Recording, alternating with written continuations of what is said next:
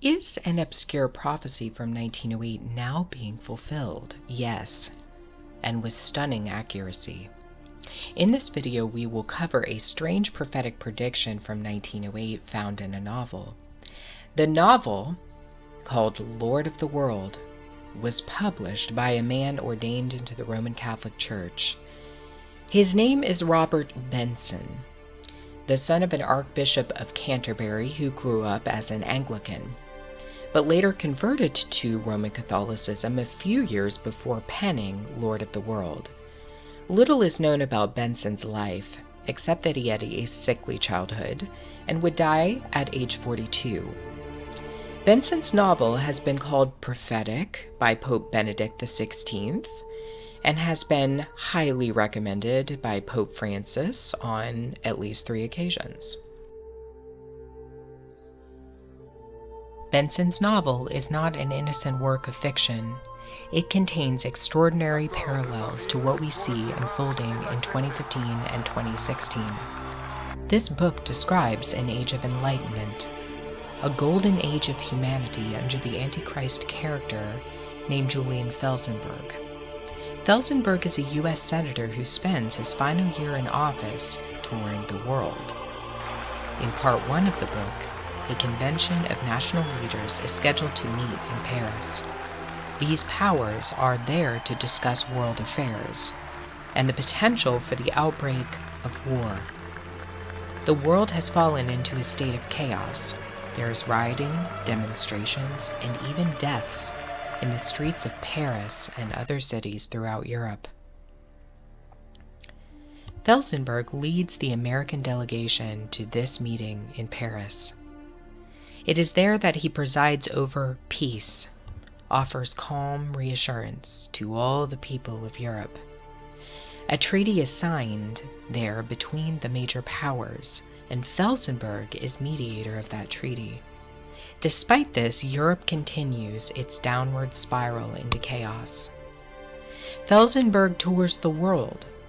As he tours, governments in the Far East and Middle East give him their allegiance. But not only this, people across the globe hail him as Messiah, Savior, the Lord of the world.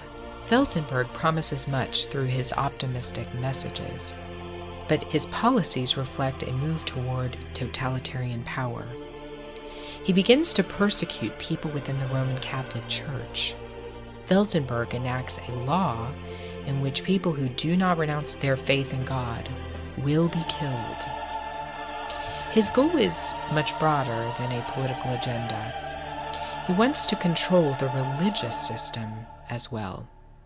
He does this with the help of an ordained Catholic named Father Francis. Father Francis is a major player in the Roman Catholic Church before he leaves and joins Felsenburgh. Together, they promote the new system of worship of Felsenburgh as the incarnation of God on earth. In one scene, Francis introduces Felsenburgh on a podium where a large statue of Mother Goddess is set up. All in the crowd are encouraged to hail the statue. It is there that Felsenburgh is proclaimed Lord and God, Lord of the world. Felsenburgh is later elected President of Europe by a secret meeting of elected officials. His presidency of Europe is the height of his power grab, as he already controls all of the other governments throughout the world. Lord of the World is broken into 3 parts. Part 1 is about the rise of Julian Felsenburgh as a political leader. Part 2 is about the overhaul of the entire religious system, where he is the figure of worship. And Part 3 is about the destruction of Rome and eventual destruction of Roman Catholicism. The earth is now fully under the control of the Prince of Rebels, the Lord of the World. The parallels between this book written over 100 years ago and what we are seeing now happening in our world are unmistakable. While many overlooked the Paris Climate Convention in December 2015 as being no big deal, please understand that this convention matches the description of the convention in Lord of the World. It happens in Paris. Meanwhile, Europe is falling into a state of crisis. Delegations from all of the world came together in Paris, including an American delegation led by Barack Obama, and signed a secret agreement that was not initially made public. The agreement was signed by a vast majority of nations throughout the world. Meanwhile, top climate scientists are now saying that the Paris Agreement will not prevent devastating climate change. So why would a group of politicians meet to sign a treaty that science does not even endorse? Are people asking these questions about the Paris Climate Treaty that happened? So what were they doing in Paris? What were they doing in Paris? Leaders of the free world, Barack Obama and his American delegation, what were they doing there? Are we seeing a curious situation unfolding right before our eyes with a prophecy written more than a century ago? One must admit the prophecies of the Paris Convention, people dying in the streets of Paris, Europe in turmoil, the sellout character of Father Francis to the New World Order system, the charismatic leader, Felsenburgh, who aspires to greater office.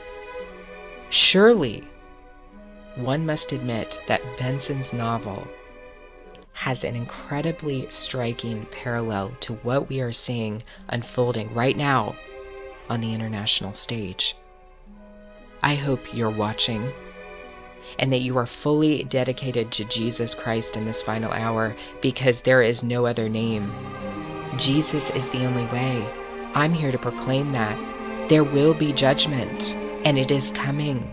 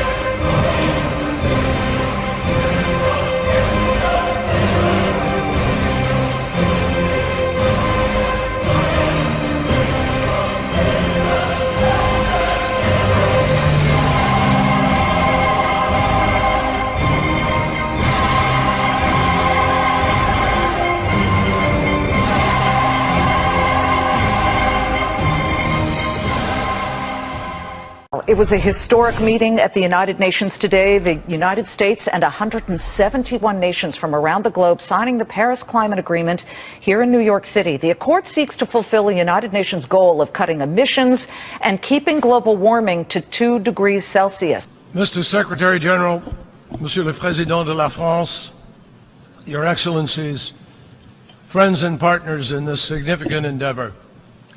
It's an enormous privilege to be here on Earth Day to join in signing this historic agreement. So for certain, today is a day to mark and to celebrate the hard work done by so many to win the battle of securing the Paris Agreement. But knowing what we know, this is also a day to recommit ourselves to actually win this war. In my second term, I will win the war on Christmas. But knowing what we know, this is also a day to recommit ourselves to actually win this war. Paris was a turning point in the fight against climate change. Paris marked the moment when the world finally decided to heed the ever-rising mountain of evidence that had been piling up for years. The power of this agreement is what it is going to do to unleash the private sector. Unleash the cats.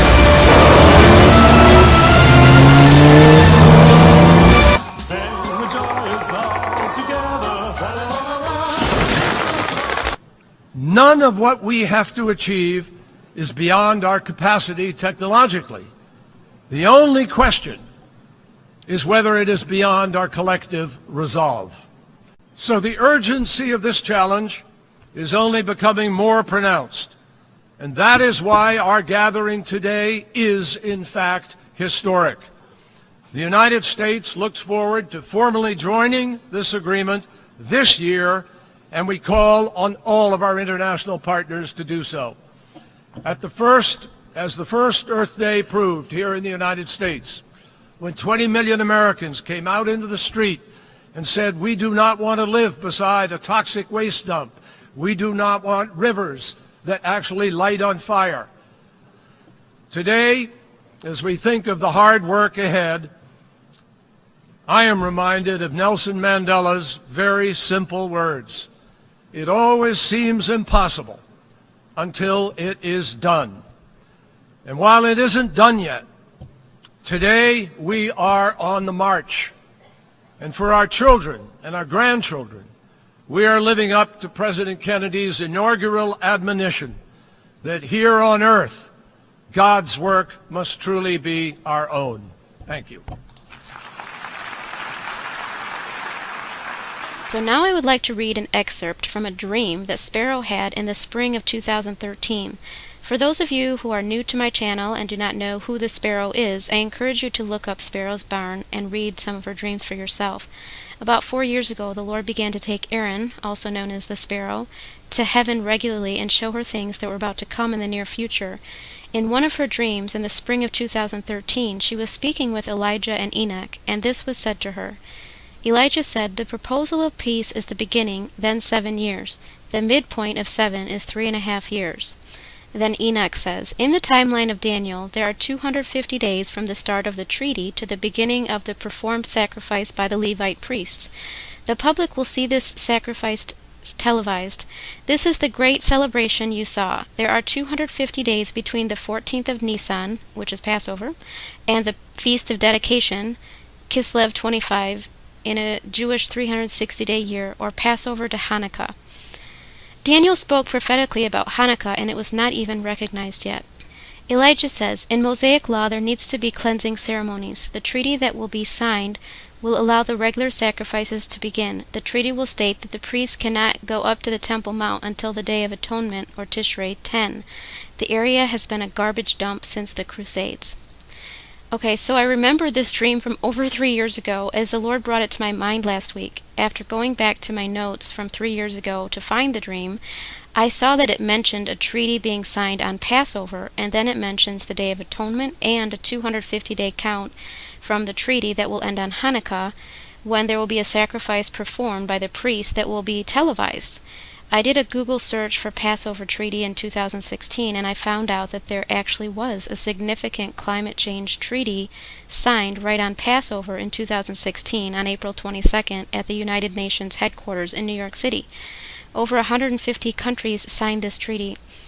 I, along with many others, have long suspected that the term climate change is a code word for something much bigger than just reducing greenhouse gas emissions. The fact that a major treaty was signed right on Passover, just as Enoch told Erin would happen in her dream over 3 years ago, is really astounding.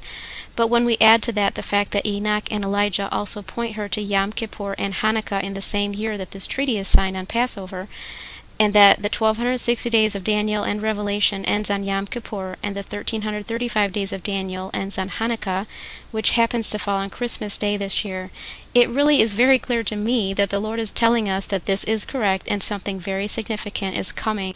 Enoch mentions a performed sacrifice that will be televised. This could be a literal sacrifice on the Temple Mount, or could be a different type of sacrifice. A sacrifice of human lives that causes a purification of the bride of Christ before the rapture event on the 7th day of Hanukkah. Because the rapture did not take place on the 7th day of Tabernacles this year, we know that the bride of Christ is still defiled, according to Haggai 2. Something must take place that will purify or cleanse the temple so that it is not defiled. In Revelation 14 we see that those who stand with the Lamb on Mount Zion who escape the sudden destruction are not defiled. Elijah mentions a cleansing ceremony. This is what Hanukkah is about, the cleansing and rededication of the temple to the Lord. I believe this dream points us to a sacrifice taking place at the start of Hanukkah, in the year when a major treaty is signed on Passover, that most likely will be a sacrifice of human lives, perhaps a nuclear attack. I believe this event will wake up the sleeping bride of Christ and cause her to fall to her knees and cry out to the Lord, and there will be a cleansing that will take place as many hearts turn to the Lord, and He cleanses them from their sins. Mr. Kerry mentioned this treaty involves winning a war, and Mr. Obama said that he will win the war on Christmas in his second term. But knowing what we know, this is also a day to recommit ourselves to actually win this war. In my second term, I will win the war on Christmas. All of these signs are pointing us to this Christmas, which is the start of Hanukkah. I believe the term climate change is talking about a major change in the climate, both in the physical and spiritual sense. I believe that these satanic world leaders are planning a major sacrifice of human lives. They want to kill off over half of the human race because they believe that overpopulation is a problem. But just remember, this is all foretold in the scriptures, and they are just fulfilling the prophecies. God is ultimately in control, and He uses people to do His will. He hardens the hearts of unbelievers and shows mercy to those who believe and trust in Him. Please give Him your heart today if you have not already done so. He is the only way, truth, and life, and the only way to the Father and eternal life. God bless you.